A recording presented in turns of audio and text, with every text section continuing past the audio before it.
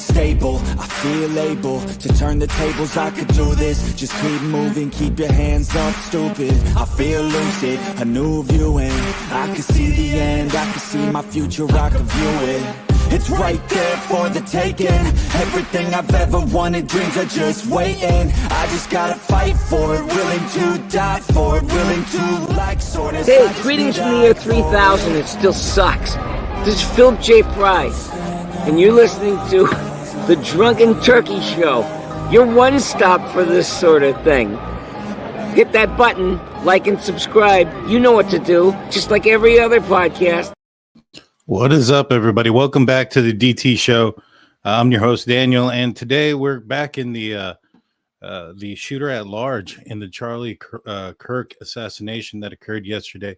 I'm getting everything set up. There's supposed to be a presser here pretty soon, and so we'll be going to that as soon as that happens. There's a lot of updates today in the case. Law enforcement have come up. They had a press conference earlier today. We're going to listen to part of that. That's going to kind of detail some of the things that we have heard about the situation and where the investigation is at this time. And then there was supposed to be another press conference, but that one was canceled.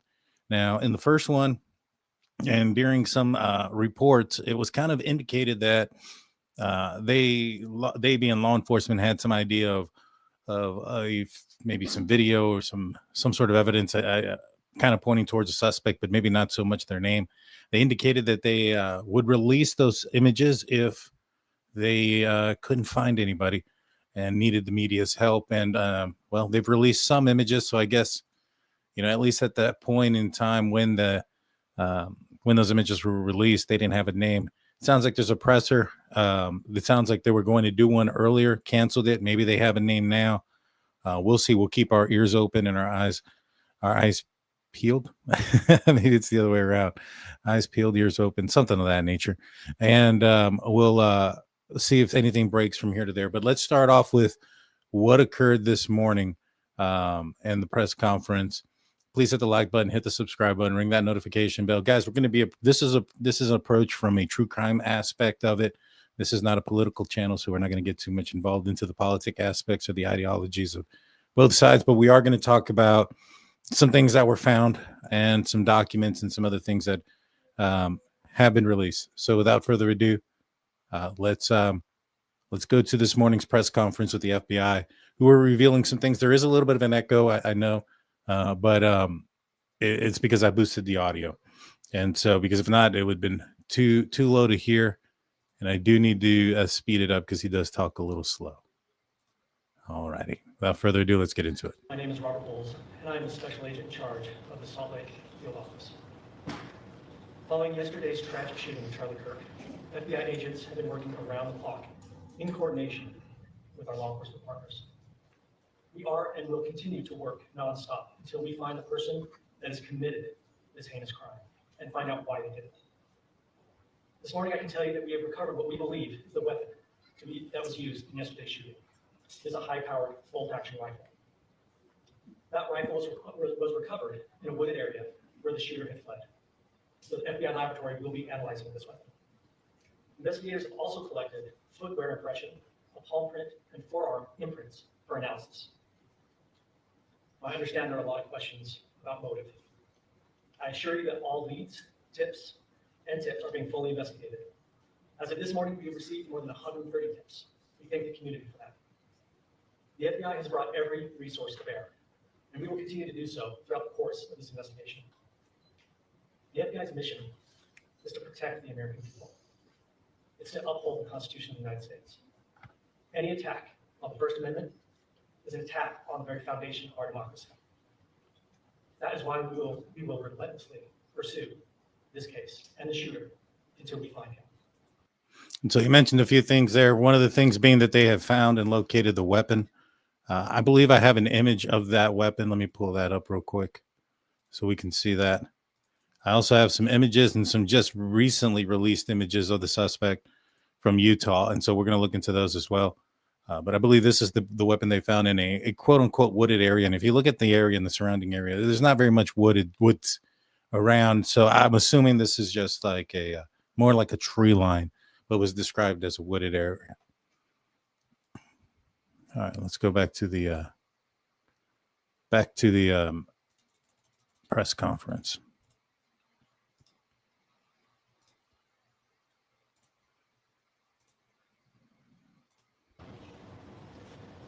We also continue to grieve with the family and the community. It's our community.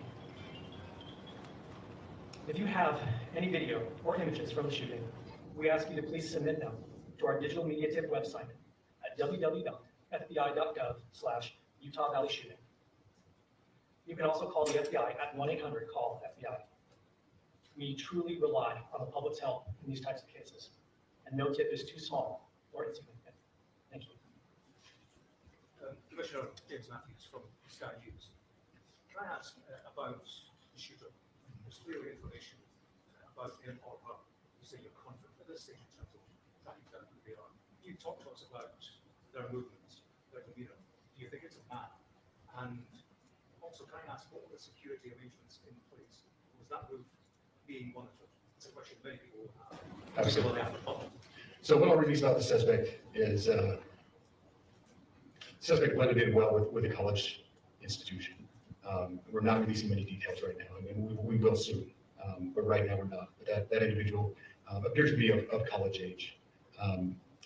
We are confident in our abilities to track that individual. If we're unsuccessful in identifying them immediately, we will reach out to the public's help and the media's help in pushing those photos. That was a new development overnight, working through the night, studying those cameras. So that's something that's new and that we're working through right now. As far as the security, I cannot speak to that. So this is the part that I was talking about where he mentions that if they don't have any suspects or whatnot, then maybe perhaps they'll reach out to the media. Let's look at some of these images that they have now. So this is the one that the FBI released earlier. Let me make this image bigger. This is one of two that was first released. Here's another one. You have what appears to be a young male, probably anywhere between 20 and 30 years old. It is difficult to tell because of the pixelation and the image here. But there have been some new images. This is another one of the suspect walking through the stairway. Does appear to be young.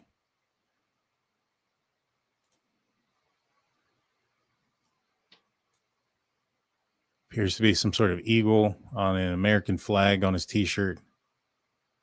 An Adidas hat. Walking in, this looks like a parking lot. Look at the positioning of his left leg here. It's kind of outward.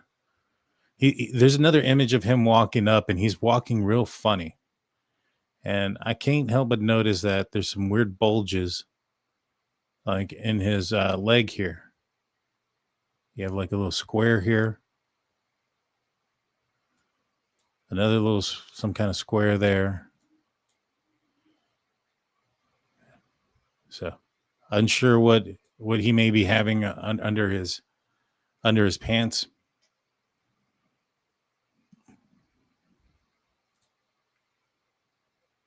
And here he is again. And so let's go back to the let's go back to see if there's any other questions that were answered real quick, and then we got a lot of other things to go through. The Department of Public Safety, North Federal Bureau of Investigation was involved in the planning or security of this. I don't think he smuggled the jeans. I mean, the gun with the jeans. He has something underneath those pants, and he's walking funny when he's going out there. Could it be a leg brace? It possibly is. I don't think that's a rifle. I think that they would. I don't know. It doesn't appear to be the case, but I'll go back. We'll go back and look at it. I just don't see a rifle in like that, but he is walking funny. And that'll have to be a question later for other agencies. I wanted to ask you, you mentioned that you found the gun in a wooded area. I'll go back. The suspect could be hiding in the woods, and is that suspect possibly still in this area? So that's a good question, and it's a question that goes to the safety of the community, right? No, not those woods. We walked through those woods and secured it. As to the community, I can tell you that this was a targeted event. We don't believe the community is at risk. However, we're exhausting every resource to find him, and we will do so. Special Agent Bowles, now checking with the BDC. From the images you have, can you see clearly the suspect's face? You say he's college age. Do you believe he was from this university? And how far do you think he may have gone in this time span? So I can't comment specifically on his face or any details such as that, as it's continuing to be part of the investigation, and again, we'll release that shortly. However, we're doing everything we can to find him, and we're not sure how far he's gone yet. But you have a clear image of his face? We have images of the suspect. So, Can you trace the images gun's owner? that you've been able to recover? Do you believe you know who this person is, the person that you're looking for at this point? Again, as part of the investigation, we're not releasing any details of that. Any fingerprints or DNA? We are exhausting all of our resources to be able to collect those, but that's again part of the investigation. Have you been able to trace back the owner of the gun? Excuse me? You said you found the weapon. Have you been able to trace back the owner of that weapon or who purchased it? We are working on that, but again, part of the investigation. Agent Bowles, there's been a lot of turnover in the FBI. Do you think that's impacting? You know, a lot of people are saying, and let's go back to that image real quick. Let's go back to the image. Could it be an artificial leg? You know, I guess it could be.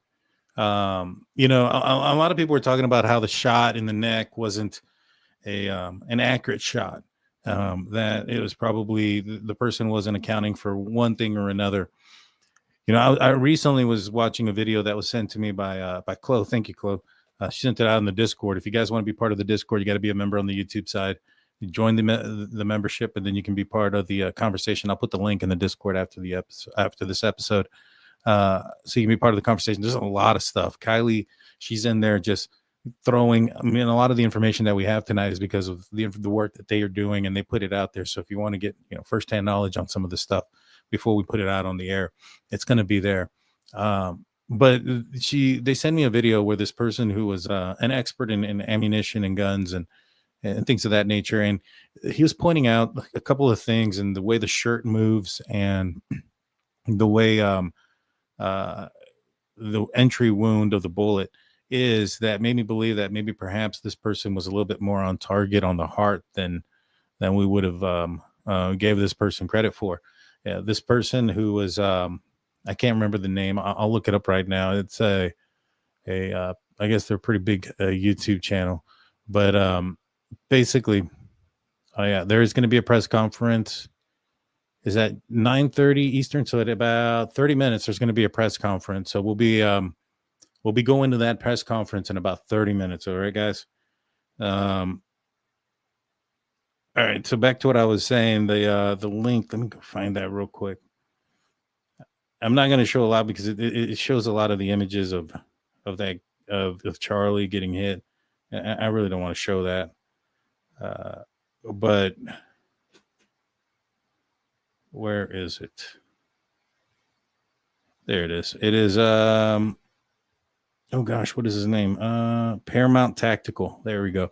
And he's talking about how the ricochet, that there's this low profile thin like aluminum or metal plate that you can wear under your t-shirt, and that how it's kind of curved up at the end, at the top, and that how that could possibly have been why there was a ricochet up into the neck, and you can kind of see the shirt go up, and then the entry wound, and the size of the entry wound. He talks about how it most likely is from the wound fragmenting and then turning. And so that's why it's so large. And all of that made 100% sense. So, the person was a little bit more, I guess, on target to center mass. And when we got some video and images of where the shooter was standing, they are at an elevated range, and the top of the canopy would have been an obstruction for above the shoulder shot. And so it's making a little bit of sense that it may have ricocheted up. But here's the leg. Now this could be some sort of large phone. Maybe it's a pretty big phone, but maybe he has some sort of tactical gear underneath, but you don't see it here on this leg.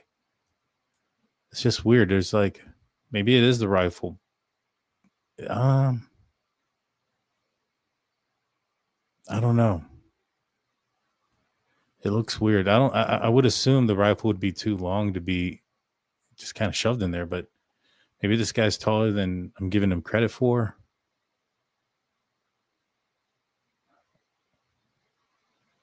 I don't know. I'm having a hard time seeing a bigger rifle inside his leg there.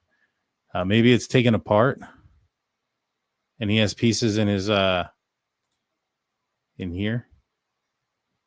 You know, I'm not familiar. Let me see. Let me go back to the rifle. There's not much you can take apart from that. If this is the right rifle.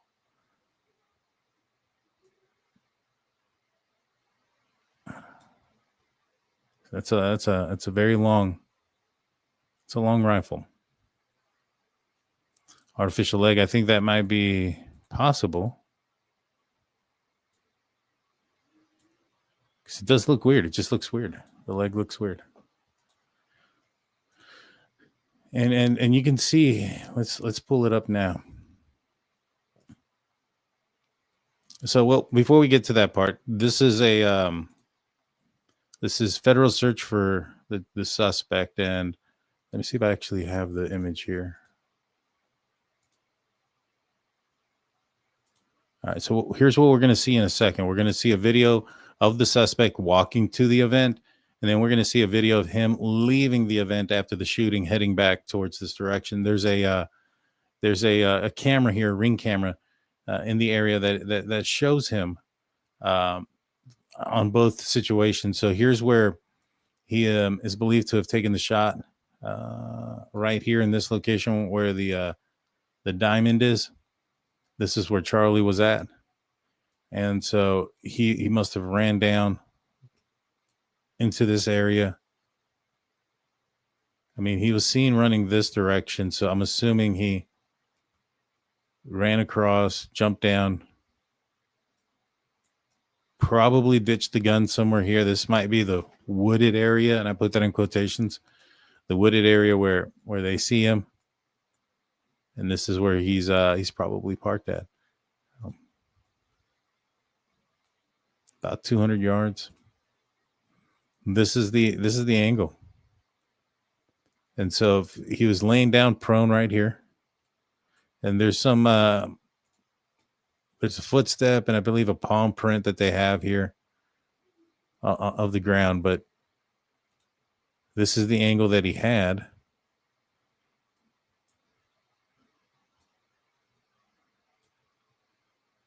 Insane.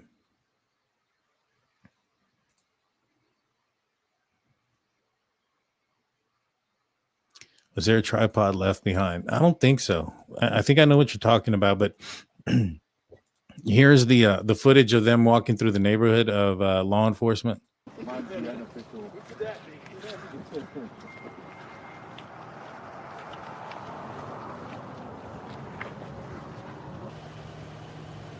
So I believe this is part of the canvassing, trying to figure out for clues, any type of anything may be left behind.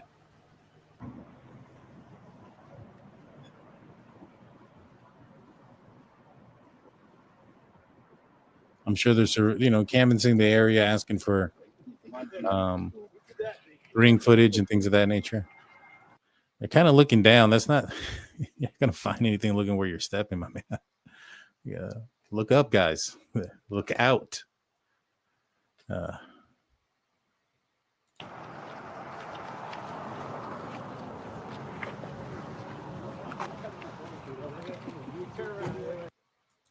I don't know. But this is the investigators, the federal investigators searching the area. And here it is. Let's pull it up. Oh, no, don't tell me I closed it. I did not. Dang. All right, here it is. Here's the actual footage of him walking down the street. So you see him here in the corner. And he's walking with a noticeable limp. Now, I don't know if he's doing this on purpose to try to, try to throw off investigators, make them think that they're looking for somebody who's a vet, who's got an injury. He could be playing that off, that limp. So in case somebody, sees him walking down the street towards the event, they're like, oh, this ain't the guy. This guy's limping. And that's why he runs through this area, in the back.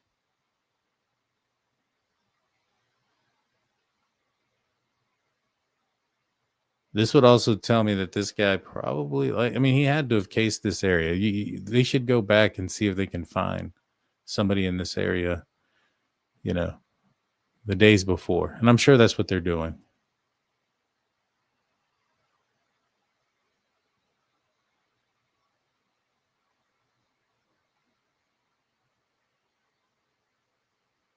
Well, this was before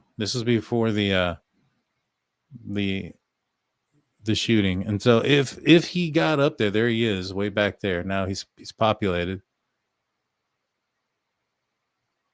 See, and look at that. Hold on. I think I noticed something. Look at how you can see his shoes or his legs. It looks like he changed into shorts at some point. Maybe that's jeans, but that looks like shorts to me. That's what I'm thinking. He looks like he put on some shorts.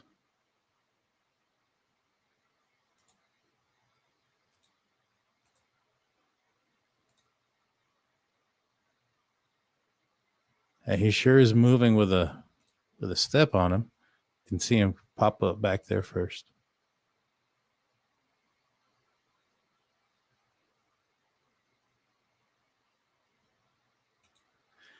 That looks different. You know, to me, that almost looks like he's wearing shorts. He went from limping to a track star. Yeah. Did they catch him yet? It doesn't seem like it yet. Let me double check my messages because I'm waiting on updates. Okay. 9:30 Eastern is when the press conference. So we got about another 20 minutes and then we'll watch the press conference. But again, let's watch it from the beginning. Noticeable limp. And again, it looks like he has something in that same leg, in the right leg. You see, he's favoring the right leg.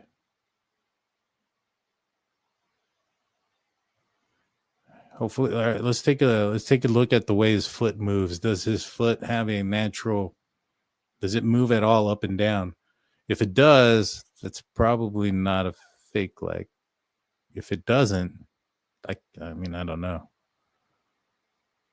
Can't tell.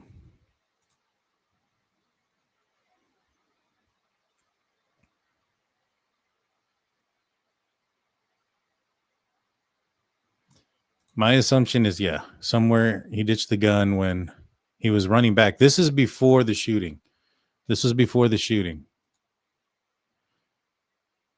And no, he left the gun in the woods.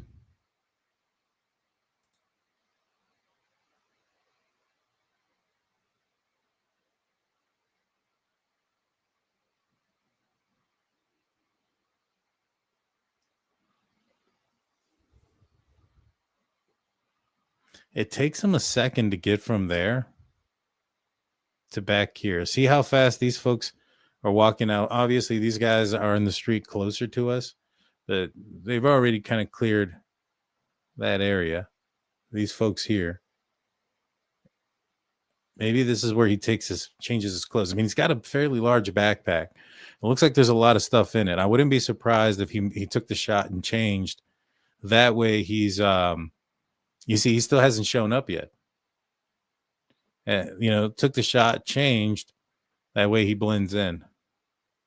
But it looks like he's wearing shorts here.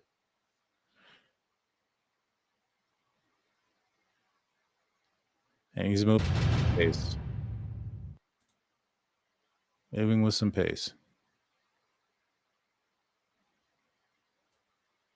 Could he have heard Charlie's speech from that far away? Well, Charlie did have a microphone.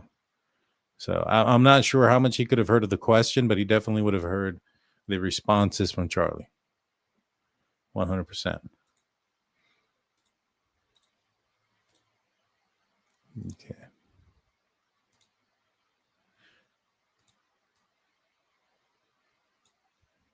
This one's interesting. We still got about 15 minutes. So this is the where Kirk was speaking here, about 200 yards. This is where the shooter was. We saw this.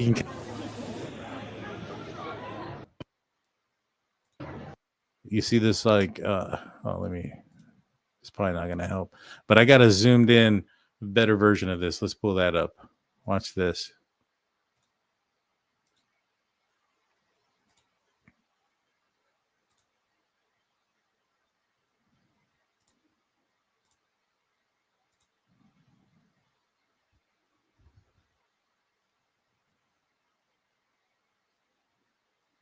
And so this is definitely the shooter here.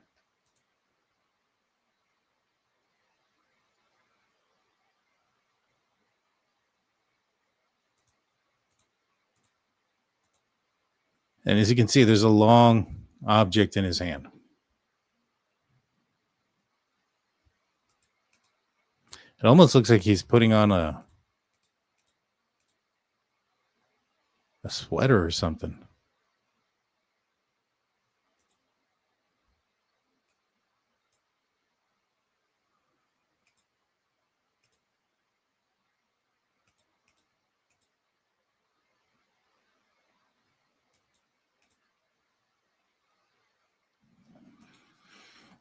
Backpack, could be the backpack.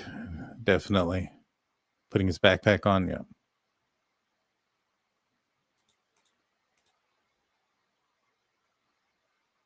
I know there's a lot of folks who were like, is that somebody? Is that just like a vent or something? You know, once it's been slowed down and it's been stabilized, you can clearly see that there's somebody there.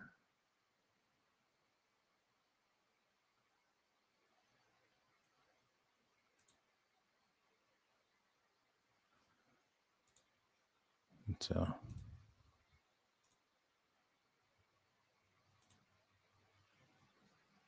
and again, this was the area he was at. Took off to the right, and this is the impressions that he left on the ground with his shoes. I believe they also got a palm print.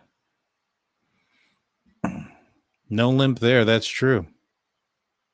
No limp there. And then one thing that I find so weird is that you have somebody there, an older guy that has apparently, this guy has been following like Kirk around apparently and protesting against him at his events, the guy that they arrested.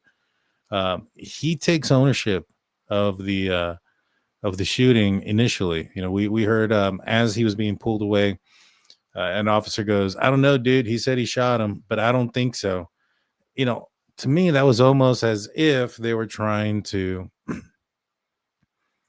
know, he was trying to, you know, be a distraction to allow the person that committed the crime to get away. Now, I know a lot of people are looking at the situation like, how could this guy have gotten far away? Well, this, unlike, you know, Trump's the assassination attempt on Trump was on President Trump. That was a, you know, there was Secret Service there, and they also failed completely. But there was Secret Service there, and his detail was a little bit another level than what Charlie Kirk's detail has. It's his own, whatever, you know, he pays for. It's his security and then the security of the college. And so, you know, you have the shot that's taken. My assumption is everybody that is associated with Charlie Kirk's detail is probably very close to him. I mean, it's a personal detail. They're not on rooftops or any of those things. And then their object is to get him out of there, get him out of danger. He's already been shot.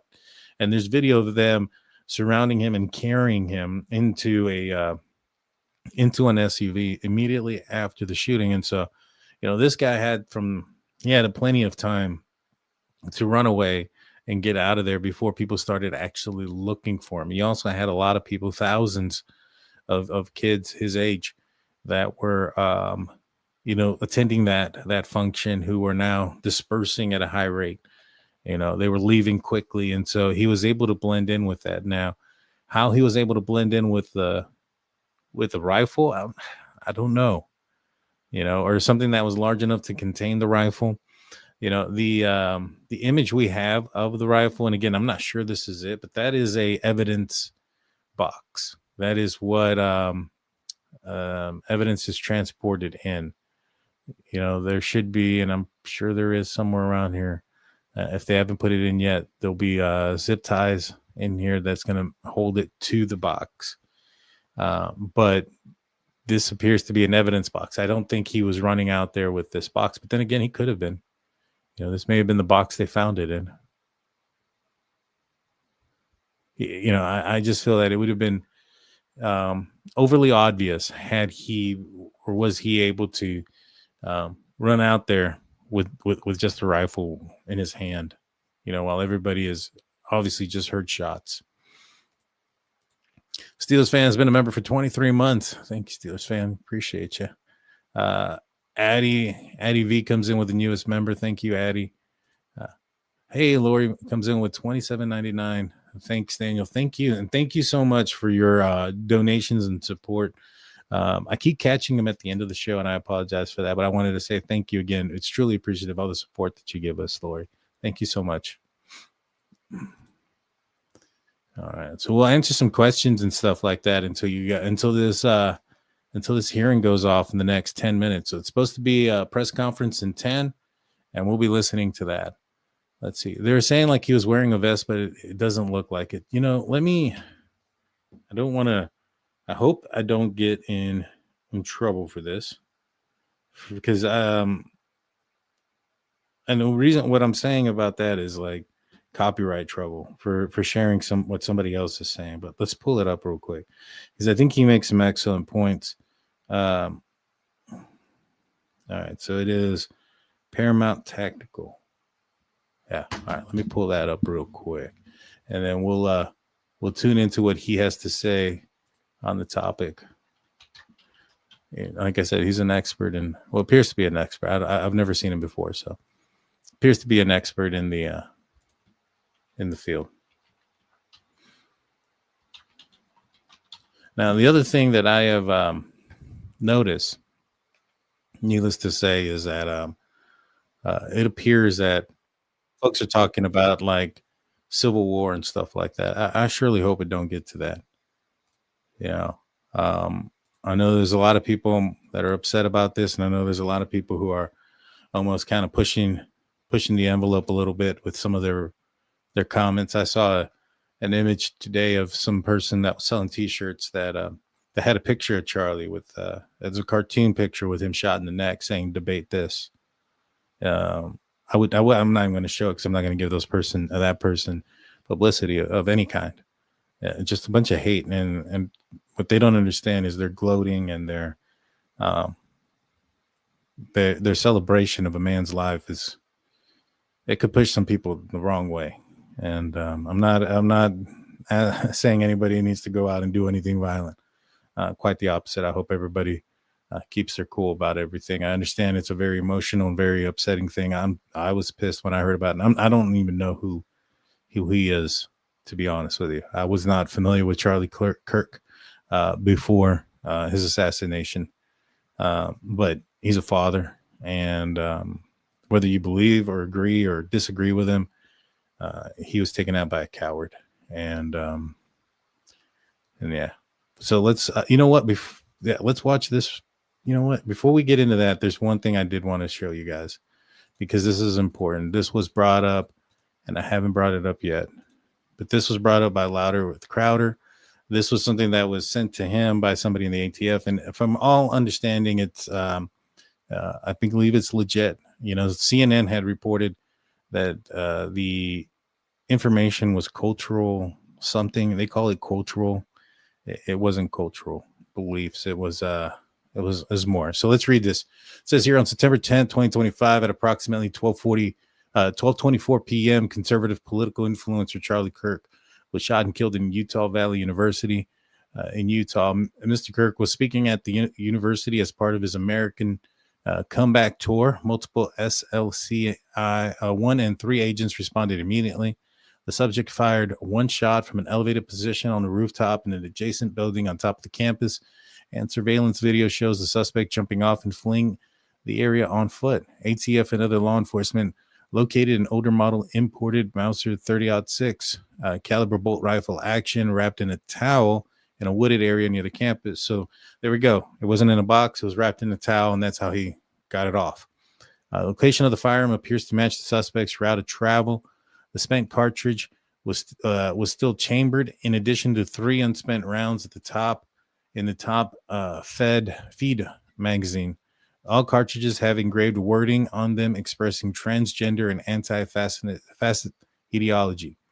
An emergency trace has been submitted, and ATF SLC is working leads generated by the trace.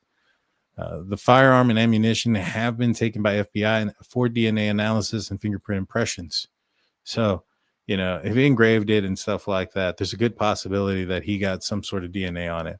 Now, the slowest thing that's going to happen is going to be what happened in the Brian Koberger case, that they're going to go and do a genealogy with the family and try to figure out who this guy is based off of those details. That would probably take a couple of days. It didn't sound like it took the FBI very long to get Brian Koberger. It appears that they took over by December 10th, and by December 19th, they had his name given to Moscow. And depending on who you believe and whose sources come through, it sounds like, and I believe this, that the FBI actually had his name much sooner than December 19th. It just took a little bit of time, probably to justify jurisdiction and things of that nature, given the fact that Brian Koberger had crossed state lines and was now thousands of miles away at his home in Pennsylvania after fleeing from Washington. And so, they probably had some jurisdictional questions on whether or not they could pursue this, if Moscow had jurisdiction on somebody who was probably committing crimes in Washington pertaining to the crime, which is probably why prosecution in that case, they want to admit stalking, because had they admit that he was stalking them from Washington and, doing anything from Washington, then maybe perhaps they would have lost the jurisdiction to the FBI in that situation. Either way, FBI was able to apprehend or get a name for law enforcement to go and apprehend or to investigate and apprehend within about a week. And so this situation here, I would assume that it would probably be faster.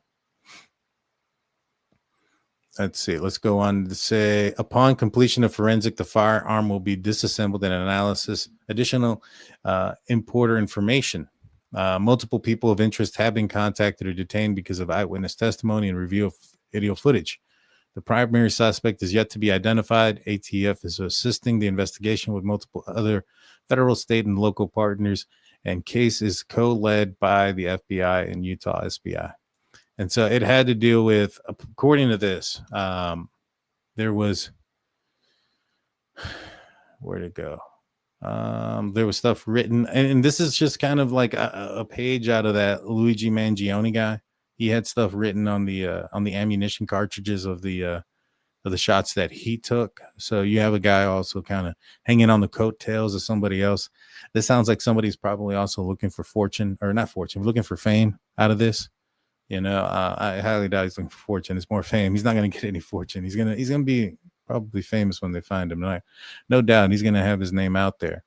But I don't think it's going to end very well for him. And so let's continue. All spent rounds magazine cartridge had engraved wording on them expressing transgender and anti-facet ideology. This loser, nobody knew who he was. Nobody cared about this guy. It's just a punk kid. And, probably jealous of somebody because they had a different of opinion, but also were probably more successful than this guy ever would have dreamed to have become. This guy's a complete coward. Couldn't stand up to him and, face him like an adult. Had to shoot him from 200 yards away and run away like a coward.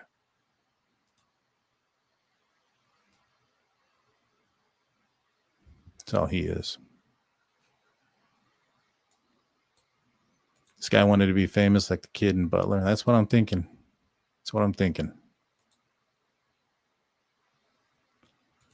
I don't think it's a girl dressed like it's a boy. It could be. I don't know if this is a transgender or not. That's what they wrote. I mean, it could be a means to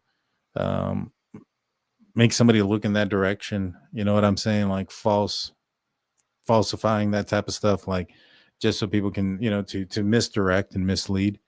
But if this is, it's probably not. I would assume this was a male into a female, and they probably dressed more male for this because they didn't want to get caught. if that's the case. I have no idea. But it sounds like, based on what's being reported and out there, that's quite the possibility. I want to see something. I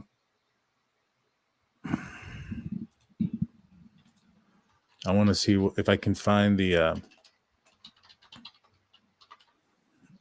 article from that I saw from CNN about it, where they called it a cultural something instead of the for what it was. All right, so it's 8:30. Let me see if it's there yet. No, nothing yet. Once that starts, let me know, guys. And so, but before that, we'll put this on real quick. So this is a tactical, a Paramount Tactical, and he was talking about the some of the stuff there. And we're not going to watch it all. We're just going to watch clips. On the traditional American side of the aisle. We'll just leave it like that. And he was extremely effective. So that's why they want him dead. But that's also why that we that are fans of Charlie Kirk find this so traumatic, right? Because shots are fired. And one of the things that you couldn't tell, or I couldn't tell from the initial video. And so you see this kind of a curvature here. Now this thing here has been there for a minute, but you see this curvature here on his shirt, which does kind of look out of place. And then his shirt's going to go up and away from his is the fact that he is his body wearing body armor. I want you to look at this outline. Without a doubt, he is wearing body armor. Now, there's lots of different types of body armor out there. Let me fast forward. I don't want to copy too much of his stuff. Now, the one thing that kind of bothered me is like when he sits down, he kind of slouches forward. And when you do that, as a person who's wore body armor, that's kind of not the easiest thing to do, especially if it's a metal plate. But you know, maybe perhaps it's a little bit looser and would then go up a little bit higher. Titanium based. But this is what he believes that he was utilizing, which is a presser starting. Send me the link. Send me the link. Send me the link if you don't mind, please. Porfa, please.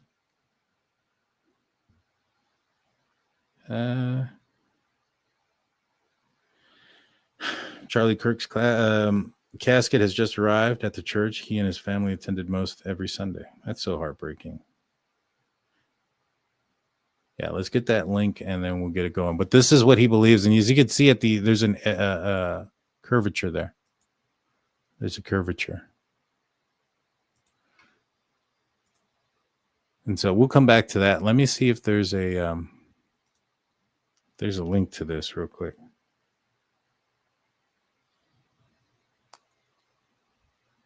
All right, let's see. Bear with me, y'all, while I look for this real quick.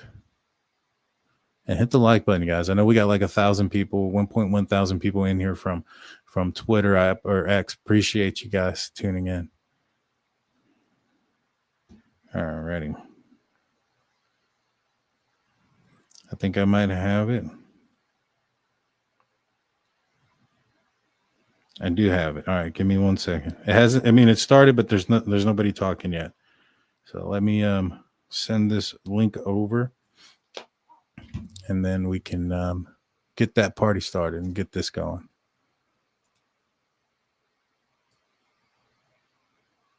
Maybe we'll get some updates.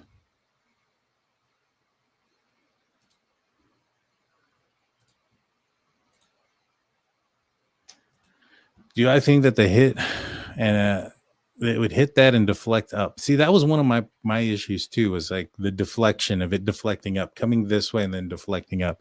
But one of the things that he notices is that on the outer edge, it's rounded and it has even more of a curvature.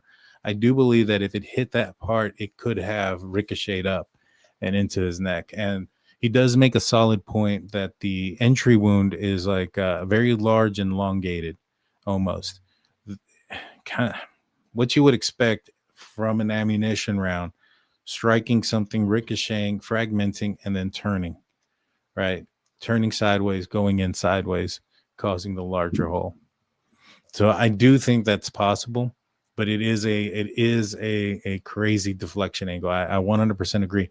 That was one of my biggest arguments last night, because I had heard about this last night. Not that video, but one person had told me that, it was actually my wife. She's like, hey, I heard it was deflected. And I was like, well, I don't understand how it would deflect. I mean, it's almost like it's bouncing in a direction that you wouldn't expect it to deflect towards. But you see the shirt go up and past his neck like this, and then come down. And as it's coming down, you start to see the blood start to come out. And so you also see a marking on the shirt itself from where it possibly hit.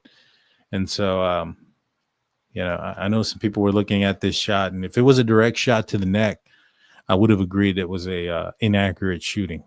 You had somebody who, because the neck isn't something that you target. It's not something that, like, especially if it was like a professional, right? And, the professional aspect of it, it's not, a neck isn't something that you're going for. It's either the head or center mass, the heart. And, some folks, including myself, when I first saw the damage at first, I was like, well, this person probably pulled the trigger instead of squeezing, causing it to go a little bit to the right, and down a certain amount.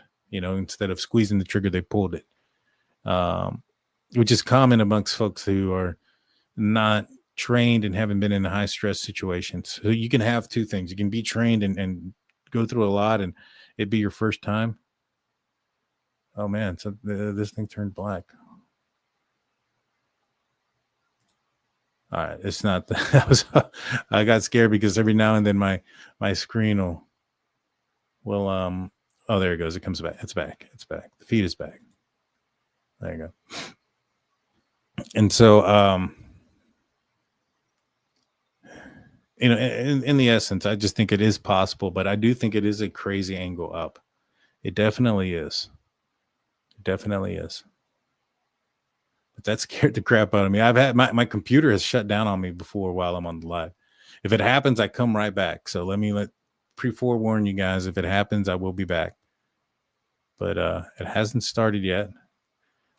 I'm going to turn up the volume booster because I know that it's most likely going to be low. That's what they've all been. So we'll be able to hear it. So when they do come out and talk,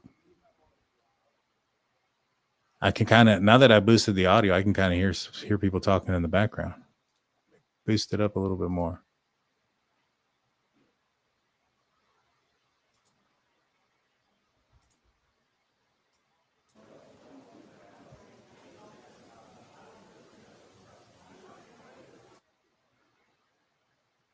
I see. Is this the same image right here? Yeah. This one sounds a little bit clear. And we'll be waiting.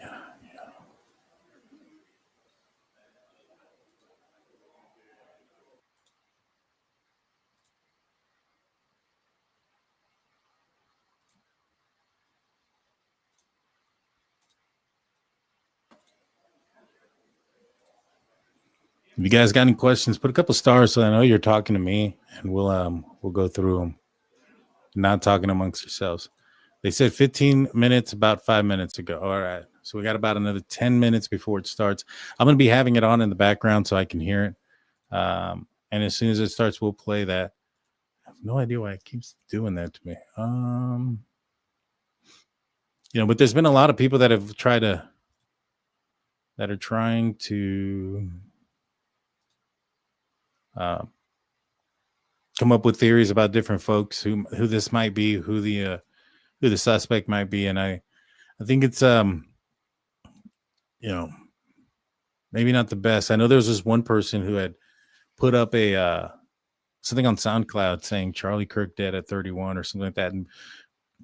And put this up like a month ago or so, maybe a little bit longer. And so a lot of people were looking in that direction of, is that the person because of the things that they were saying? It's possible. To me, I think that if it was somebody that was that obvious that we could find, that the FBI would have gotten to them much quicker. But that's That's just my opinion. The FBI is a lot smaller than the masses, so there's a good possibility there that that not be the case. One of my favorite quotes is, "We are immortal until our work on Earth is done."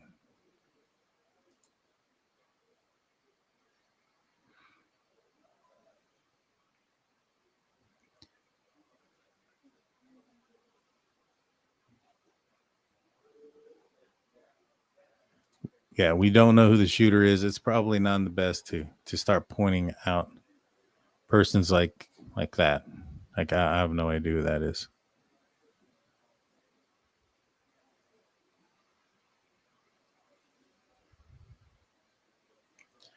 All right, so this is from Candace Owens. So I would believe that this to be somewhat real.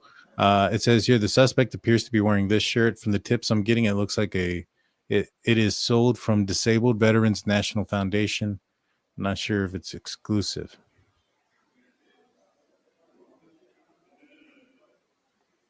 That does appear to be the shirt. 100%.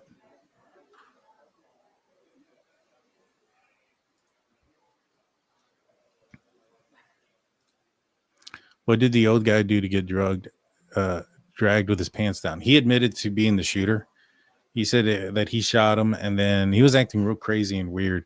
But he's been a guy that has been at a lot of Charlie Kirk's events, and he's been protesting him throughout that entire time. And it appears that that he tried to take at least some sort of credit. To me, that almost sounds like whether it was planned or not. Like, let's just say he just took advantage of the situation. You know, he saw somebody get shot. Obviously, the person that shot this man is probably going to have some similar ideologies to himself. And so he's trying to protect him, you know, be proactive, react there and say, oh, I'm the shooter, to give that guy time. Or maybe he did have some sort of, you know, maybe he did know who the person was and he was acting in that manner. I just feel that if he knew, like, personally who that guy was, I would assume that after looking into all his stuff, because I'm sure they would have gotten warrants for his phones, all of his activity, a bunch of things. And I'm assuming that they would probably would have found something. Now, this case is different than, like, for instance, what's going on out there in Nova Scotia, where you have some individuals that have turned over some things. And I'm like, I don't think they can outsmart law enforcement. Not necessarily here. You have some college students who are educated, similar to Brian Koberger, who was educated. He had he used a lot of the things that he was aware of to get away with the crime, or tried to, at least. Obviously, he made a big mistake leaving the knife sheath behind, and that ended up catching him due to the DNA that was on there. But had he not done that, I strongly suspect it would have been very difficult for law enforcement to even bring charges against him based on the evidence that they had. And so when you have a group of people, and, you know, some people are, you know, they're educated, they may have come up with a more sophisticated plan than we're giving them credit for. That might be able to, I don't want to say get away or anything like that, but kind of make things a little bit more difficult than in other scenarios. It's a case by case situation when it comes to these things, and you have to understand who it is that you're talking about, who the suspects are, and things of that nature. I hope that makes sense. But yeah, that guy was getting his pants pulled down because he was claiming he was the killer. Let's see. Rachel 508 is the newest member. Thank you. Ron Mexico says disabled veteran, signs of a limp. It could also be, you know, a distraction. You know, wear this type of clothing or whatnot just to blend in. Also, there we go. That's loud. Let me turn it down a little bit. I was hurting my ears. I thought something else was happening. I was hoping. Then we know they're coming. I can hear him. The old man was charged with obstruction. Yeah.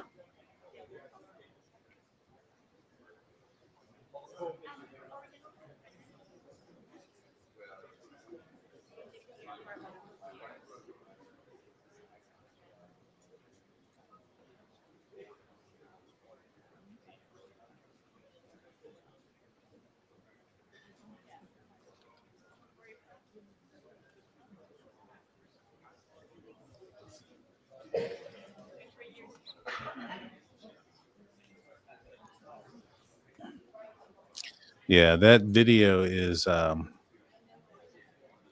that wasn't the one I meant to hit.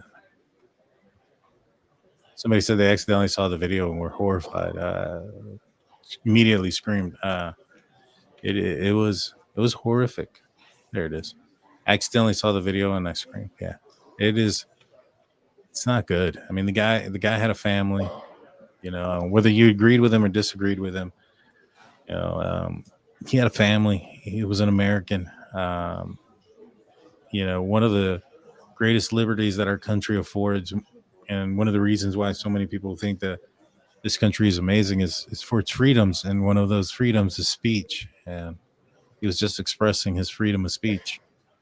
You know, those that didn't want to hear him didn't have to go there and hear him. But they chose to, and it's just sad and unfortunate.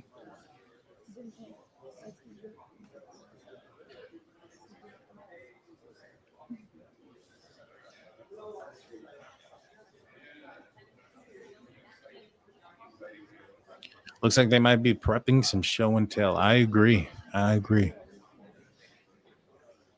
Now, let's say they got a name. Why would they put it out there?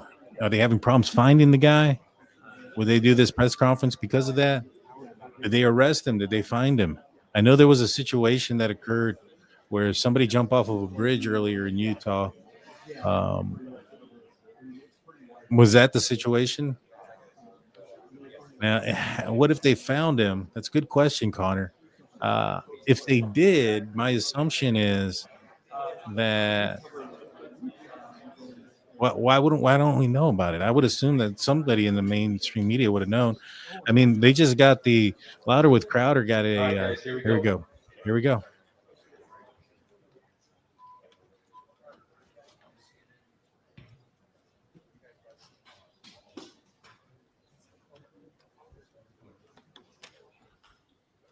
Okay, they're coming up. They're coming. Well, I mean, they said, okay, guys, here we go, but we're waiting.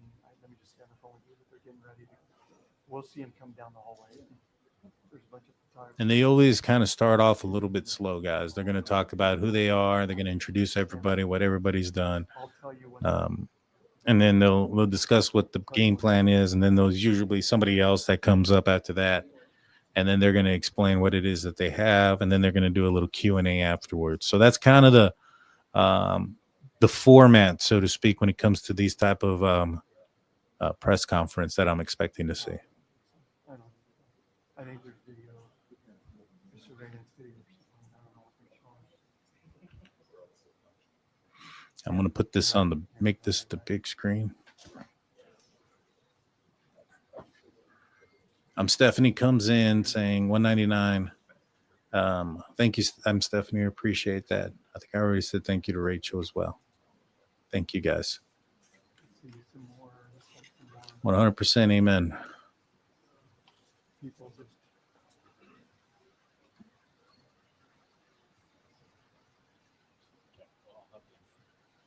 That TV screen has wheels on the bottom of it, whatever it's holding. So I'm assuming they're going to show us something there. There appears to be a loud or a big speaker there, so there could be some audio. Now, this could have been there already, but my assumption is that's what they're going to utilize. Now, when you play something off of a computer screen that way, and you plug in or off of a laptop the way they are, when you plug in the screen, it's just the monitor, so you're not going to hear the speakers. Speakers would still come out of the laptop, so you end up having to get these bigger speakers and make it big wiry mess. But that's how you plug in those speakers in some form or fashion. 2-minute warning. Okay, now they're giving us a 2-minute warning. All right, 2-minute warning.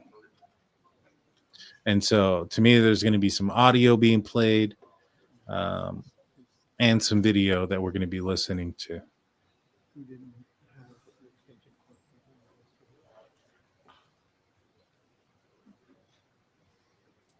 Christina says, I'm sorry, I don't trust anything. So no matter what I hear, I'm not going to trust him. Not that I don't trust your channel. I just don't trust the system.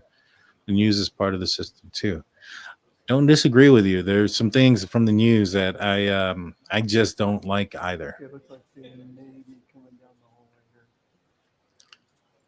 You can transfer sound with an HDMI. Maybe. Coming down the hallway right now, so You know what? I think you're right there, Jeremiah. I'm old school, so back when I used to run some stuff, I had to run a wire to this to my computer.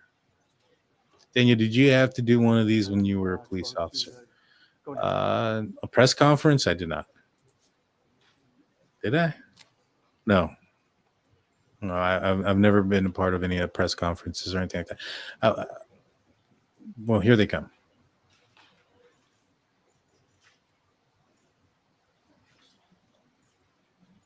Hey, look, there's Kash Patel, the FBI director.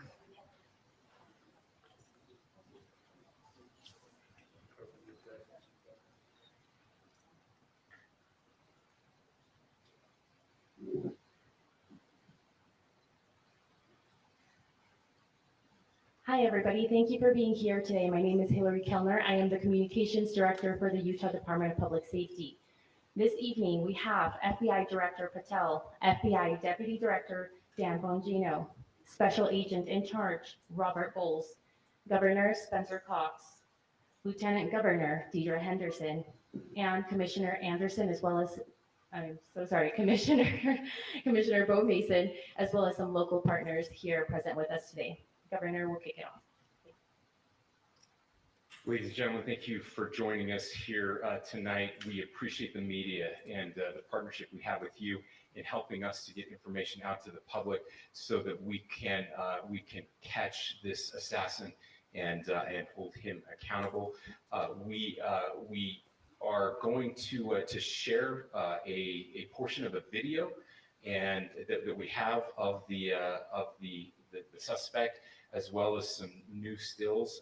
Those have already been released, but we want to make sure that they get as much attention as possible so that we can get help from the public in tracking down this evil human being. So we're going to cue up the video right now. Show that.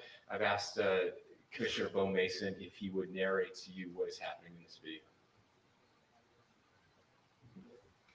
Thank you, Governor. Bo Mason, Commissioner for the Utah Department of Public Safety. If you look up to the top left, you'll see the building where the shooter was proned out in the top left corner. We'll go ahead and play that video and I'll narrate as we walk through that. Oh, there he goes running. You see the suspect ran behind that upper building. He's going to come out on the right, moves to this far right corner.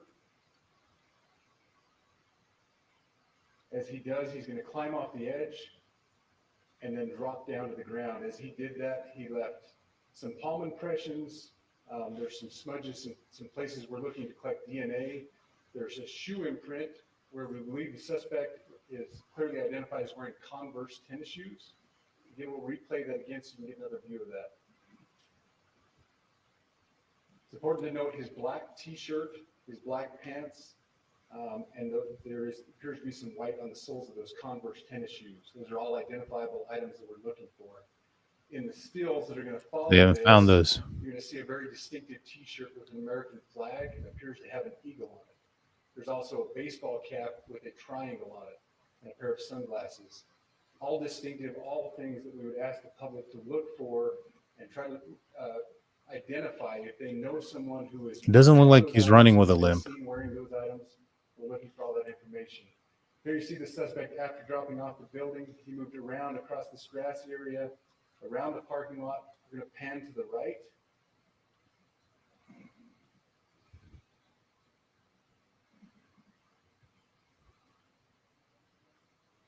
After he crosses the street, this is where he moves over into the wooded area. This is the video evidence that we utilize to track his movements and to locate that firearm in that wooded area following the discovery of this evidence. That's crazy because I don't see a firearm in his hand. You want to go to the stills? So here's the still photographs I mentioned. These have been enhanced. Look at the right leg. Slightly different than what we Looks weird. introduced earlier. Please pay close attention to the T-shirt. Like I said, very distinctive with that American flag and that eagle. The hat with the triangle and the sunglasses. You go to the next picture, please. The backpack as well. All identifying features that we're hoping the public can help us identify and lead us to this suspect. Next picture. And again, there's a better picture of the hat with that triangle logo, and again, the T-shirt, blue jeans, and you get a good look at those Converse tennis shoes as well. We have pushed these out. We'll continue to push these out, and we just ask for the public's cooperation through the public. The tips that have been coming in are what are giving us our next leads and enabling us to continue to further this investigation. We've had great cooperation from the public, and we're continuing to ask for that as we move forward. Thank you, and I'll turn time back over to Governor Cox. Thank you so much, Commissioner Mason. I want to thank Director Patel and his team. It's great to have them on the ground with us tonight. We've had several briefings, and he's had an opportunity to walk the crime scene. We appreciate our local law enforcement here. Again, we have Mike Smith, who is the county. That's what I was asking. We have all of our local chiefs of police that are here as well, all working hand in hand with the state and with the FBI as we move forward with this investigation. Now, just give you a little warning, we will not be taking any questions at this time. We're giving you the latest information we have, being as transparent with everything that we have. But I do want to share a couple things that I think are important. We cannot do our job without the public's help right now. The public has answered our call for action. So far, we've received more than 7,000 leads and tips. I would just note that the FBI hasn't received this many digital media tips from the public since the Boston Marathon bombing. This case also highlights the dedication of our law enforcement community. We have 20 federal, state, and local law enforcement partners that are working shoulder to shoulder to find the person who committed this horrific crime. With their support, we've completed nearly 200 interviews. As you're aware, as has already been reported, the FBI is offering a $100,000 reward for information leading to the identification and arrest of the person responsible for the murder of Charlie Kirk. We also continue to implore the public to support this investigation and come forward with any information. We are truly hopeful that this video and new photos will lead to even more tips. We are processing. We have an incredible team, a state and federal team working together to process those tips. We're going out in tandem to interview any potential person of interest or suspects. But we need, again, we need as much help as we can possibly get. Any videos or photos that you might have, the public, should be submitted to our digital media tip line, which is www.fbi.gov/Utah Valley shooting, all lowercase. Again, that is fbi.gov/Utah Valley shooting, all lowercase. You can also provide general tips about the shooting by calling 1-800-CALL-FBI. That's 1-800-CALL-FBI, or at tips.fbi.gov. This is, I would just say, this is not just a local matter here in Utah. We have people all over the country that are helping to bring this perpetrator to justice for Charlie Kirk and his family. I will just add as well that, as was mentioned, there is a lot of forensic evidence that is being processed right now at both the state lab and the and federal labs, federal lab on the East Coast. So we are working in tandem together. I would also just add a word of note for those people who are spending so much time on social media. I think Charlie said it best, that when things get bad, we should put our phones down and spend a little time with our families. There is a tremendous amount of disinformation We are tracking our team, the state team, and I'm sure the federal team as well. What we're seeing is our adversaries want violence. China, we have bots from Russia, China, all over the world that are trying to instill disinformation and encourage violence. I would encourage you to ignore those, to turn off those streams, and spend a little more time with our families. We desperately need some healing. We'll have more to say about that in the days and weeks to come. More than anything, we are going to catch this person. Last thing I will just say is we've been working with our attorneys, getting everything that we need, affidavits ready, so that we can pursue the death penalty in this case, and that will happen here in the state of Utah. Again, to the public, to those who are grieving, thank you for your prayers. I know we are feeling those prayers. I know the Kirk family is feeling those prayers as well. We pray that God will bless our nation at this very dark time. We can start healing by finding this perpetrator and holding him accountable, and we need your help to do that. Thank you. Thank you, Mark, for your being a member for a month. Man, I was hoping that Patel would talk. You know, kind of what I expected. You know, it was introduction. The only thing that I didn't think we were going to get was going to be a Q&A. But let's go back and watch that one more time. The building where the shooter was. We're going to cue up the video right now, show that. I've asked Commissioner Bo Mason if he would narrate to you what is happening in this video. Thank you, Governor. Bo Mason, Commissioner for the Utah Department of Public Safety.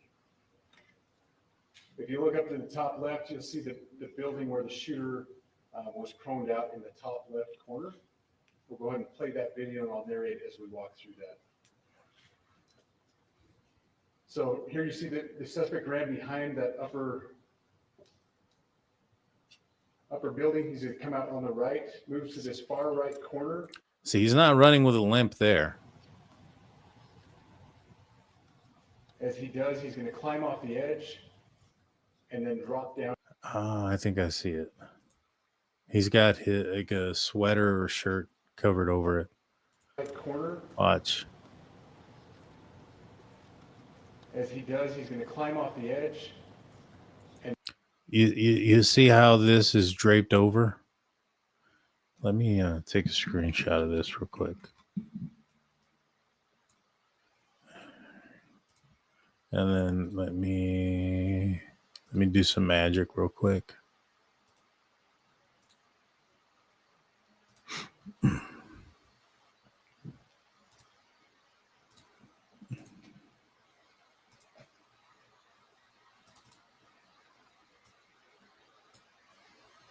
All right. Okay, so you see how this is elongated and it kind of drapes down? I believe that's where the rifle's at. And it's probably underneath like a shirt of some sort or a sweater. Maybe even, I think they said they found it in a towel, right? So that's probably what that is a towel draped around it to conceal it. And you can kind of see where it's like hung over, and you can see how it's elongated. And in this little curvature up. Yeah, that's how he did it. Say.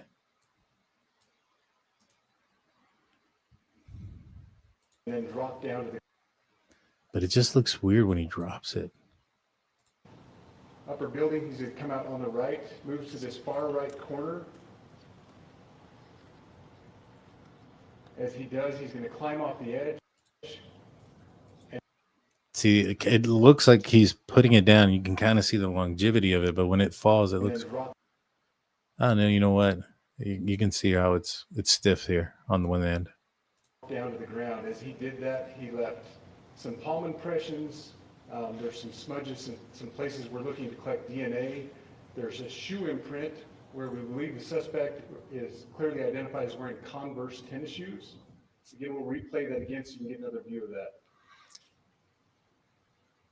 It's important to note his black t-shirt, his black pants, And there appears to be some white on the soles of those Converse tennis shoes. Those are all identifiable items that we're looking for. In the stills that are going to follow this, you're going to see a very distinctive T-shirt with an American flag and appears to have an eagle on it. There's It was a also baseball 30-06 cap rifle. with a triangle on it and a pair of sunglasses. I have a, let me pull up the image of it real quick. This is the gun. It was found in a towel, apparently.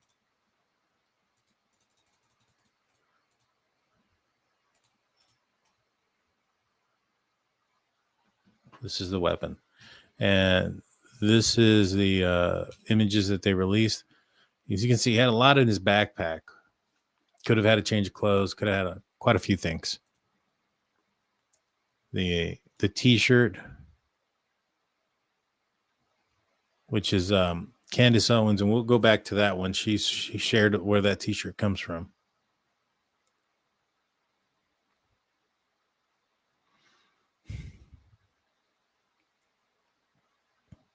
See how he bends his leg right there?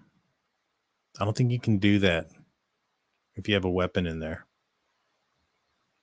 Those are his Converse shoes.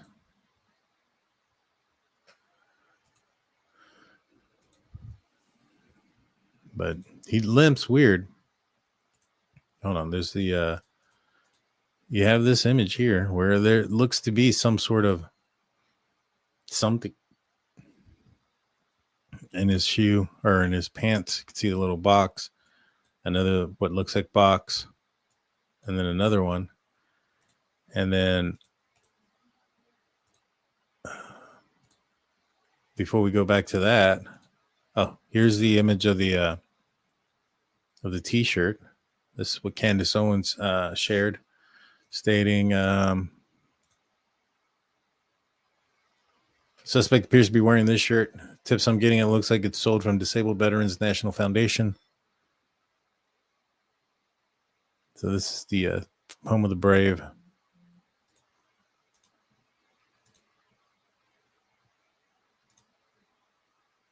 Oh man, I think I actually closed it. I'll go back and find it here in a little bit. But here's another image from another angle where the suspect is seen running on the roof.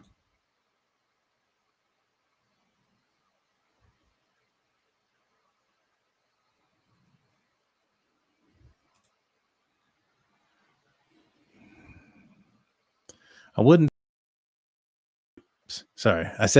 say he's a veteran. I don't know. It's kind of like Brian Koberger using the sheath, right, with the Marine label on it or insignia that's on the K-bar knife sheath, and he wasn't military. So could it be? Can it be ex-military? It's plausible. I'm not going to say that it's not. It definitely is. I'm just not sure. But let's. Where is that? Here it is.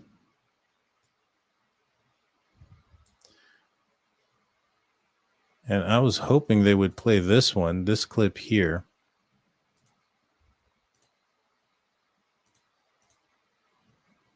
And this is the suspect walking to the event with a noticeable limp.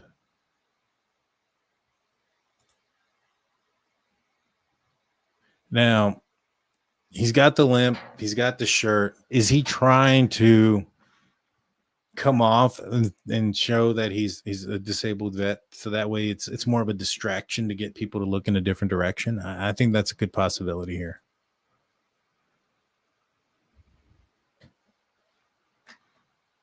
He does look very young.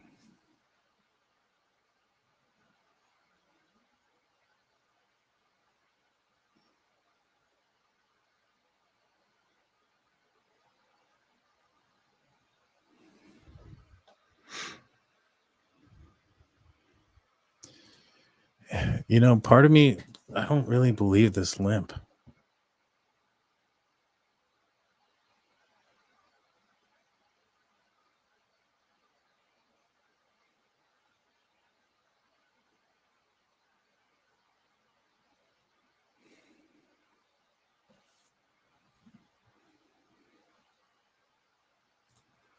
Yeah, if he had a rifle down his pants, he couldn't bend his leg. And I mean, that would explain some of this movement possibly, right? If he had a rifle down in his jeans, that could be why he's walking that way. I just, when you look at, and again, I don't know when this image is taken, the one we're about to look at. This might, to me, it appears before the murders. I mean, you can see where he's walking in. This is the leg he was limping with, his right leg. It was the one he was favoring. But this position here, I don't know.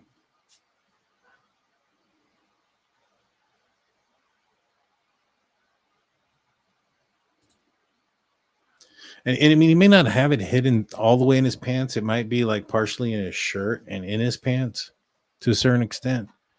It's just hard to tell. Is there parts sticking up in here?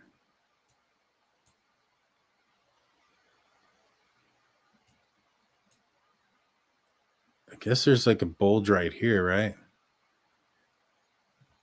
That you're not seeing here. This looks a little bit more flatter. This does look kind of bulged out a little bit. I guess his right side does look a little bit more bulged out.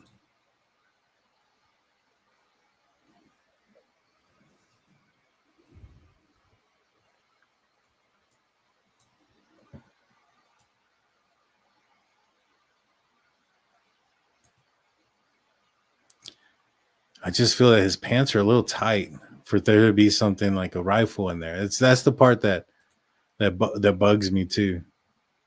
Look at that. That does look weird. Look at that bulge right here. That does look kind of weird. You see that?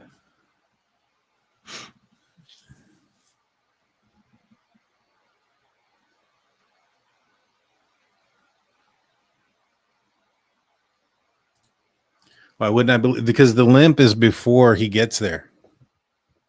If it was after the fact, I would say yes.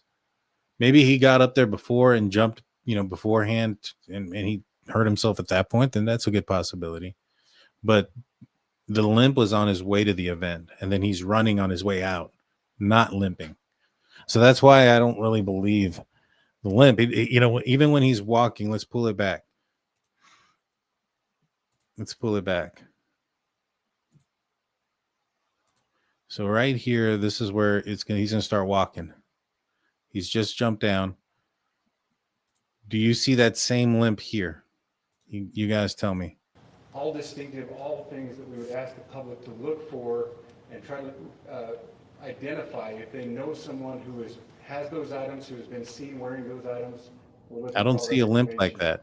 That was a significant limp that he was having on his way there. This grassy area around the parking lot. We're going to pan to the right. That's what I'm thinking. Me too. You see, he's not limping there. After he crosses the street, this is where he moves over into He ain't limping there. the wooded area. This is the video evidence that we utilize to track his movements and to locate that, in that wooded area. I'm thinking the bulge there to the side of his side there might be the weapon. Then it might be the weapon facing downward, and that's why he's walking weird. I don't know. Could the rifle have been planted there before the event? That's one of the things that I thought of too. Is could it have been there before? And that's a good possibility. He could have gotten up there, especially if he attends this college. He'd have access to it. Those type of things. And so 100%, that's a good possibility that it could have been planted beforehand. Strange to say the least. So weird. I agree 100%. Well, that's going to be, we're going to be calling it a show, guys. I want to say thank you to everybody that is tuned in. We got some information tomorrow. I have Dr. Vona on. We're going to be talking about the Brian Koberger case and some images that is shared. That not is shared, but that have been found off his phone. Some very interesting ones. Some things that point out to some of the things that I was kind of saying that he was doing or was looking into or was interested in. A little bit of Psychic Daniel comes back in. For those that don't know who Psychic Daniel is, that's I've called a few things in the case. Obviously, I'm not psychic. I don't really believe in that. But a lot of people that disagreed with me and argued with me, I ended up coming up with the thought like, well, apparently I don't know what I'm talking about, but I keep coming up right, so it must mean I'm psychic. So if it's not that I know what I'm talking about, so a lot of stuff that I had predicted, it comes out in those images. And so like, comment, subscribe, and if there's somebody that's apprehended, we're going to break that news as well. Or if there's more documents or more images or more of those things tomorrow. So anticipate probably 2 shows, because I anticipate that there's going to be an arrest made. So follow me if you're watching this on X. Please follow, subscribe, share it, please. That'd be great. And tomorrow, if there's an arrest tomorrow or more breaking news, we're going to be covering that. But also expect a coverage on Brian Koberger. And then this weekend, I plan on having some coverage on Timothy D's. His death is a mystery as well. And I've been covering that one. And so if you're not familiar with that, go check out the videos. I think the last video was an interrogation of Timothy D's friend, who I and so many others suspect may be involved. And so go check all that out, guys. I appreciate everybody tonight. Thank you all for being it's Daniel's evil twin. That's funny. Thank you guys for being here, and we'll be back tomorrow night. Until next time, peace.